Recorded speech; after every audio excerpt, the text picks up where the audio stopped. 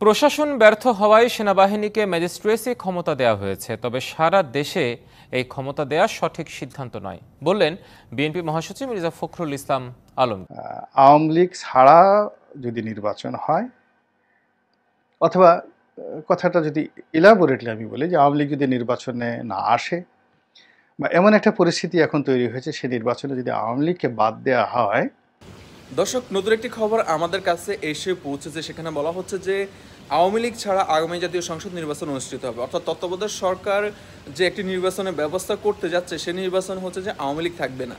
যদিও গত কয়েকদিন আগে ডক্টর আসিফ নজরুল তিনি বলেছিলেন যে আওয়ামী লীগকে নিষিদ্ধ করার পক্ষে তিনি নন, কোনো দলকে তিনি নিষিদ্ধ করবেন না, এবং শাখায় দোষণ অন্যতম উপদেষ্টারদের মধ্যে হচ্ছে যে একজন অন্তর্বর্তীকালীন সরকারের তিনি বলেছেন যে আওয়ামী লীগ আমরা চাই হচ্ছে যে আবারও ফিরে আসুক, নির্বাচনে ফিরে আসুক, কিন্তু বাংলাদেশের জনগণ কখনো এই দলটিকে মেনে নেবে না, এবং সেই কারণে তারা চাচ্ছে যে এই দলটিকে অতি শীঘ্রই যেন নিষিদ্ধ করা হয়। সেক্ষেত্রে একটা গোলাম মোল্লা রনি একটি বিষয় নিয়ে কথা বলেছেন যে আগামী নির্বাচন আওয়ামী ছাড়া হবে, আর আওয়ামী ছাড়া নির্বাচন হলে সেটার রূপরেখা কেমন হবে পুরো বিষয়টি নিয়ে তিনি কথা বলেছেন। দর্শক, তাহলে চলুন দেখে নেই পুরো ভিডিওটি। সম্পাদক সুজন এই একটা এনজিও যারা মূলত নির্বাচন পর্যবেক্ষণ করে এবং নির্বাচন কি করে ভালো হয় এই বিষয়ে নির্বাচন কমিশন থেকে শুরু করে সরকারকে পরামর্শ দেয় বিভিন্ন সময়টিতে। তো সুশাসনের জন্য যে প্রতিষ্ঠান সুজন, তো সেই তার যে প্রধান ব্যক্তি doctor Badiul Alam Majumdar it's a by product of Prothom Alo. মানে প্রথম আলো কতগুলো মানুষকে এই সমাজে প্রতিষ্ঠিত করেছেন, যারা জ্ঞানী না হয়েও জ্ঞানের পিতা, ক্ষমতাধর না হয়েও তারা সেনাপতি, যুদ্ধবিদ্যায় যাদের কোনো অভিজ্ঞতা নাই কিন্তু যুদ্ধ বিশারদ, নিরাপত্তা বিশ্লেষক, এরকম অনেকগুলো ছায়া শক্তি প্রথম আলো বাংলাদেশে তৈরি করে ফেলেছেন। এবং প্রথম আলো এবং ডেইলি স্টার এদের প্রযোজনাতে বাংলাদেশ দীর্ঘদিন যাবৎ বিরাজনীতিকরণের দিকে এগিয়ে যাচ্ছে। এবং তারা এই প্রথম আলো প্রতিষ্ঠিত হওয়ার পর থেকেই সমাজে যারা রাজনীতি করেন, এরা গুন্ডা, এরা শামীম ওসমান, এরা লক্ষ্মীপুরের তাহের, এরা ঘুষ খায়, এরা চাঁদাবাজি করে, এরা দখল বিকল করে। মানে রাজনীতিবিদদের চরিত্র হননের জন্য যা কিছু করা দরকার, এই দুটো পত্রিকা ইন্টেলেকচুয়াল লেভেলে হাইয়েস্ট করাপশন, সর্বোচ্চ করাপশন করে সকল রাজনীতিবিদদেরকে তারা মাটির সঙ্গে মিশিয়ে দেওয়ার জন্য চেষ্টা করেছে।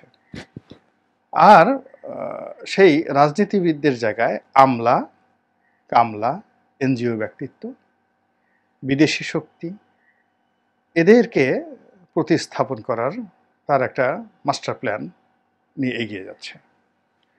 প্রথম আলোতে যারা চাকরি করেন, সেই মতিউর রহমান সাহেব থেকে শুরু করে আরও অনেকেই, তাদের অনেককে আমি চিনি, ব্যক্তিগতভাবে চিনি। আপনারা যারা চিনেন, আপনারা মিলিয়ে দেখবেন যে তাদের ব্যক্তিগত জীবনে সফলতার পরিমাণ কোন পর্যায়ে,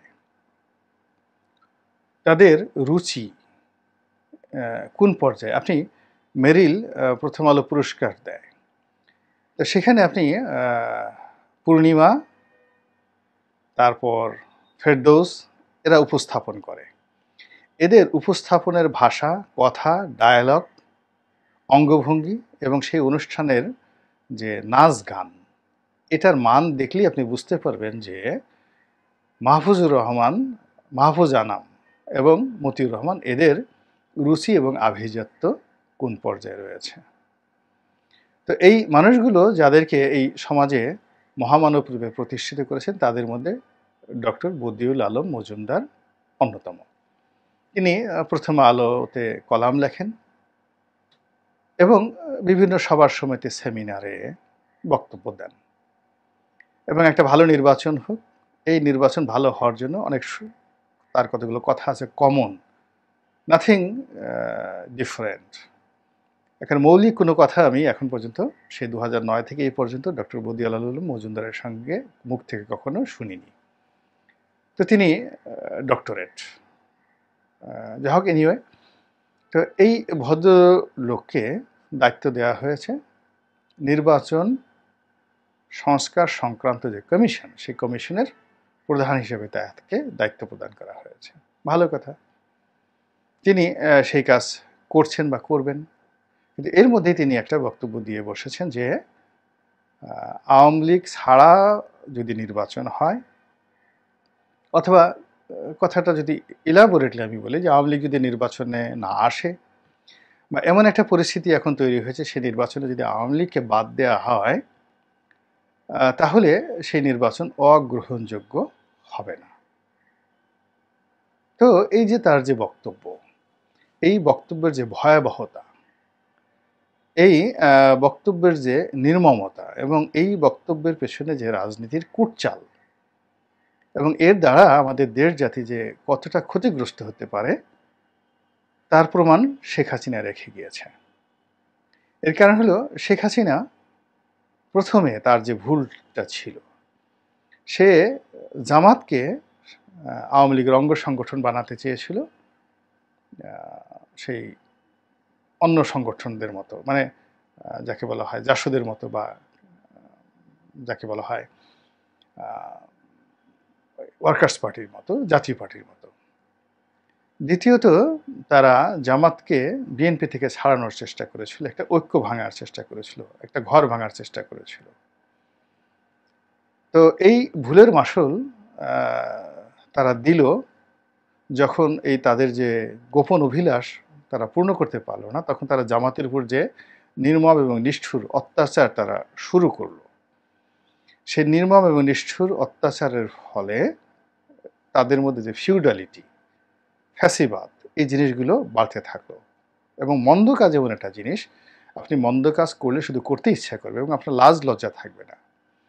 এবং এই মন্দ কাজ তারা শুরু করলো জামাতকে দিয়ে, এবং তারা এই জামাতের উপর জুলুম নির্যাতনের যে অভিজ্ঞতা, সফলতা, এটা বিএনপির উপর প্রয়োগ করা শুরু করলো। এবং ধীরে ধীরে ধীরে ধীরে 2014 সনের, 18 সনের, 24 সনের নির্বাচন করে 41 সন পর্যন্ত যাওয়ার একটা মাস্টার প্ল্যান নিয়ে তারা একেবারে নিরুদ্যোগ হয়ে বসে রইল। তো দর্শক, পুরো ভিডিওটি আপনারা দেখেছেন যে যেখানে আওয়ামী লীগ ছাড়া একটি নির্বাচন হতে যাচ্ছে, আর যদি সেই নির্বাচনটি হয় তাহলে যে আওয়ামী লীগের যে লক্ষ লক্ষ সাপোর্টাররা আছে বাংলাদেশে, সো তারা আসলে এই বিষয়টিকে কীভাবে দেখবে, এবং বাংলাদেশকে আবারও সহিংসতার দিকে চলে যাচ্ছে নাকি অন্তর্বর্তীকালীন সরকারের যে উপদেষ্টারা তারা একটা সুন্দর পরিবেশ তৈরি করে তারপর হচ্ছে নির্বাচনের দিকে যাবে, আর আওয়ামী লীগ কি অংশগ্রহণ করবে কি না এখনও পর্যন্ত এই বিষয়টি কিন্তু ঝুলে আছে। এই বিষয়টি নিয়ে চূড়ান্ত কোনো রায় এখনও পর্যন্ত দেওয়া হয়নি, নাকি উপদেষ্টারা এই বিষয় নিয়ে কিছু বলতেছেন না। জনগণ তো চাচ্ছে যে আওয়ামী লীগকে অতি শীঘ্র নিষিদ্ধ করার জন্য, কারণ যারা হচ্ছে যে বাংলাদেশ একটি গণতান্ত্রিক দেশ ছিল, সেখানে সেটাকে স্বৈরতান্ত্রিক একটি দেশে পরিণত করেছে। এ ধরনের সরকারকে তারা অবশ্যই চায় না। কিন্তু তারপরেও যারা হচ্ছে যে নীতি নির্ধারক আছে, যারা হচ্ছে যে আইন পাশ করবেন, বা যাদের ক্ষমতা রয়েছে যে আওয়ামী লীগ দলটিকে নিষিদ্ধ করার, তাদের কাছ থেকে এখনও পর্যন্ত এই ধরনের কোনো বক্তব্য আসেনি যে এই দলটিকে নিষিদ্ধ করবেন কি না। তারা বলতেছেন যে এই দলের অনেক অবদান রয়েছে, এবং অনেক কথা বলতেছেন যে আওয়ামী লীগের অনেক অবদান রয়েছে বাংলাদেশের স্বাধীনতা, এগুলো বলে হচ্ছে যে তারা এই দলটিকে নিষিদ্ধ করতে চাচ্ছেন না। জনগণের দাবি তো অবশ্যই আছে, এবং জনগণ এখনও পর্যন্ত চাচ্ছে আওয়ামী লীগকে যে কোনো সময় নিষিদ্ধ করা হবে। সো পুরো ভিডিও দেখার পর আপনার মতামত কি সেটা জানিয়ে আমাদেরকে অবশ্যই কমেন্ট করবেন। আসসালামু আলাইকুম।